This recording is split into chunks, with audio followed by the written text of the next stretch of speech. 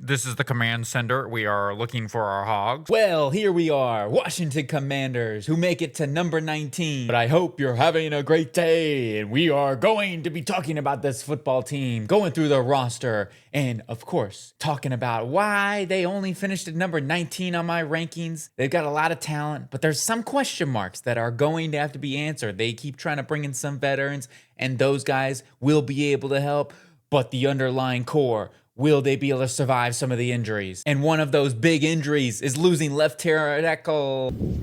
I'll be back. I'm getting all the tongue twist and tie, but Laremy Tunsil is now out for a good chunk of the season.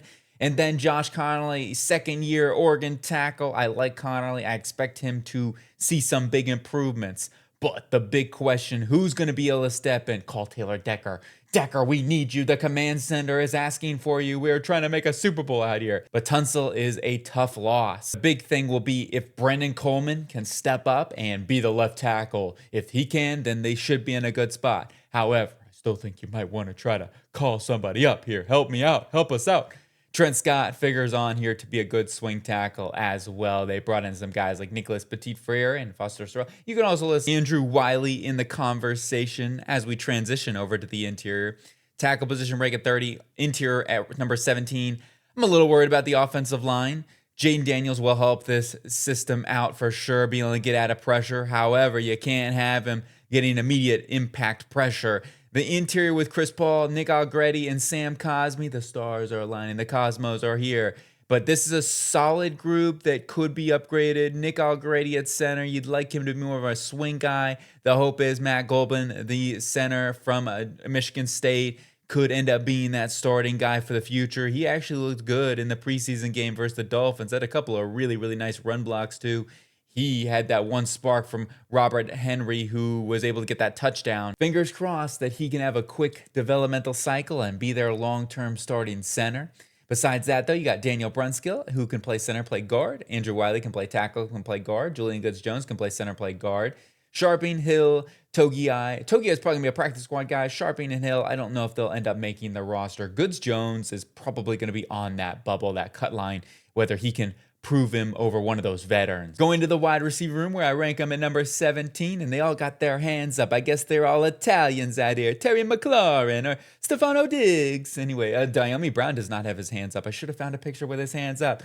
When you look at this wide receiving core, though, it looks pretty strong. I rank it basically right in the middle of the NFL. Scary Terry, still one of the premier wide receivers, of course. Stefano Diggs. Now we're going to call him that, but Stefon Diggs going to be looking to work out that chemistry with Jaden Daniels. Besides that, you got Treylon Burks, Luke McCaffrey, going to figure on to be early wide receiver 3/4s. Antonio Williams, as he comes along as a rookie, saw him make his first catch in the preseason on like a 16-yard throw from Ethan Caliac McManus. AK, can't wait to see him as a maybe backup for the long term here. Jalen Lane looked good in the preseason so far in the Miami game. Van Jefferson, I know, a coaching favorite. Besides that, though, I don't think anybody else will make the roster. Jaden Bradley, probably a practice squad candidate. Jacoby Jones had the drop in the preseason game thus far. Luke McCaffrey, Burks, Locks, Lane, probably a lock as well for special teams purposes. Williams a lock. They probably will end up keeping 7 here. On to the tight end room, which I rank him at number 24. No Italians here, no hands up. You got John Bates, the blocker, as he gets healthy. And then you got Chikakonko, who they bring in from Tennessee, the receiving guy. Besides that, though, who will be tight end number 3? And will they only keep 3 tight ends? I think they keep 4 here. Colston Yankoff's been fantastic. And then you got Ben Sinnott, the draft, second round pick. There's a good chance they'll try to keep him.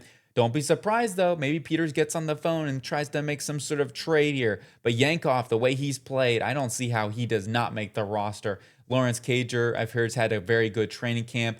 He might be a guy looking on the out, though, unfortunately. The position that's on the up and up here is the running back room. I do rank him at number 21. This one might be higher here very soon. Rashad White. You got Bill Krosky Merritt. You got Jeremy McNichols, who's a little banged up right now. Jerome Ford.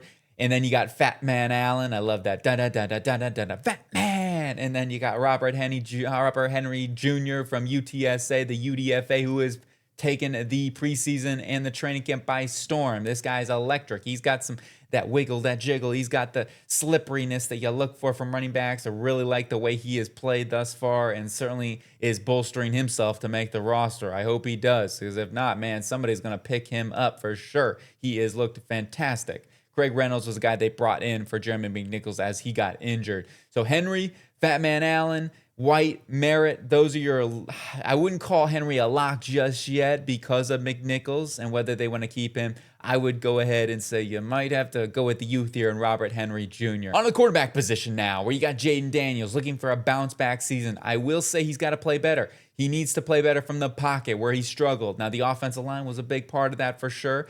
Getting Cosme back 100% this season will be a big lift for them.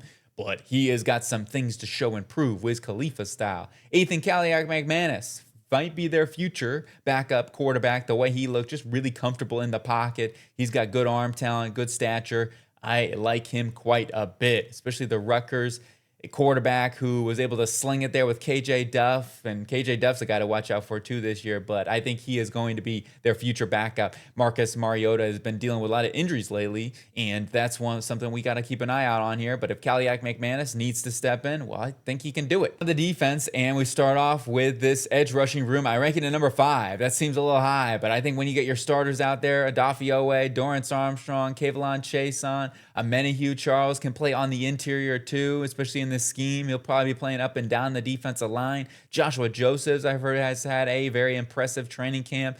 So you between those 5 guys, they're in a really good 5 guys, but they got some burgers for sure. They got some pass rush, and I do think this room is going to be the biggest overhauled room that they have overall for their positional ranking compared to this last season. Very excited, very optimistic that they're going to get pass rush on opposing quarterbacks here. And then you got Javonte Jean-Baptiste, who is another guy that I think could get traded because he's a good football player too. If they only keep 5 guys, then yeah, Baptiste is certainly a guy you feel confident as a backup, and teams will probably be calling if they decide that they are going to move on. And then moving into the defensive tackle position, another room that looks pretty crowded, and for good reasons. Daron Payne, Javon Kinlaw, Tim Settle, your locked in guys. Is Johnny Jerzon Newton locked in? And I would say the answer to that is no, at least not right now. Ricky Barber is giving Johnny Newton, though, some serious competition. Byron Cowart looked good in preseason, had some pressure there, forced that interception from Quinn Ewers. Side Chuttle's been solid. They have some serious competition in here.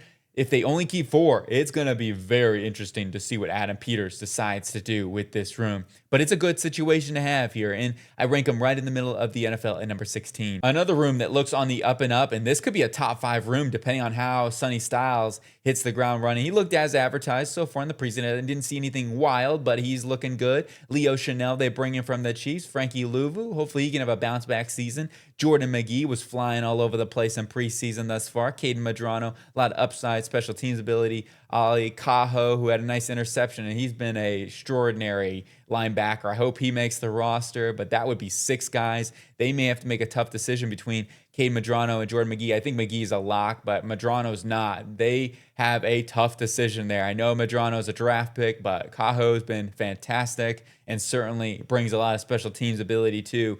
So Chanel, Louvu, Styles, that is a heck of a group right here, and the combination that they have of pass rushing ability, run defense, and coverage ability is fantastic. So it's a really good linebacker room. Should not be an issue this season, barring major injuries. Speaking of injuries, corner has been a problem at injury. I expect them to still try to hit the veteran free agent market somewhere to see if they can pick up a corner, especially with Ahkello Witherspoon sudden retirement. That's going to put some serious pressure on Amik Robinson or Antonio Hamilton to have to step up in case you have an injury. And Trey Amos has been injured thus far. I think Amos is a fantastic corner, but he just keeps getting injured, which is unfortunate. So will he even play half the season? You got Rasul Douglas, good solid signing. Mike Sanderstill, he's got to play better this season. Fabian Monroe's another veteran they brought in. Whether or not Vigors or Davis or Rush can provide any sort of impact there, I think it's going to be a very challenging scenario. And that's one of the reasons why I rank this cornerback room at number 29 with some of that risk and whether or not they're going to be reliable in the back end.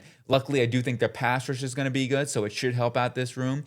It is a concern. Finishing off with the safety room, I'm actually less concerned about the safety room. I like Jeremy Reeves a lot. I hope he is the starter for them. You got Quan Martin, who played a good chunk of the game in the preseason one, and that shows that they're very on the edge with Quan Martin. Maybe he doesn't even make the roster. He did have a nice interception, though, which is good. And, in that vertical, Quinn Ewers overthrew, miscommunication, whatever the heck you want to call it. But Martin was there. He made the play. That's what matters. And he's got the talent. We know that. He just really has not been consistent at all as a tackler, as a cover guy. We'll see if he can step up this season and even make the roster. But he's going to have to continue to show up. But Reeves played fantastic last season. And he's not just a special teamer. He's a legit gamer. Nick Cross, he's locked in as their one starter here. You got Will Harris competing for a roster spot. Percy Butler, what he brings on special teams, I think he makes the roster for that. Same thing with Tyler Owens. He's going to be a good special teamer. Another wild card to watch out for is Malik Spencer. I think he's probably going to be more of a practice squad guy, but the UDFA from Michigan State, Spartans, let's go. That's what I'm talking about, making plays out here. But Spencer... and they also got Goldman, too. So they went after some Michigan State guys, and I respect that. But Spencer is definitely a dude that I think is a practice squad candidate that you never know how he develops, and you watch out for him in a season or two. And overall, the safety room, though, it gives me some confidence that they'll be in much improved. That is it here for the Washington Commanders. I also like the new stripes on that helmet. I think it's really, really nice. Some subtle changes, but some good changes. The uniforms kind of look like the old Redskins uniforms, which is fine. It is what it is. But let me know your thoughts, opinions on the Washington Commanders. Do you think they're going to have a bounce-back season this year? There's some tough competition in that NFC East. It really is, but they are a prime team that if they can stay healthy and kind of have some of those question marks with their offensive line, the secondary, the cornerback position specifically, if those things can be addressed, then I think that they are a playoff team.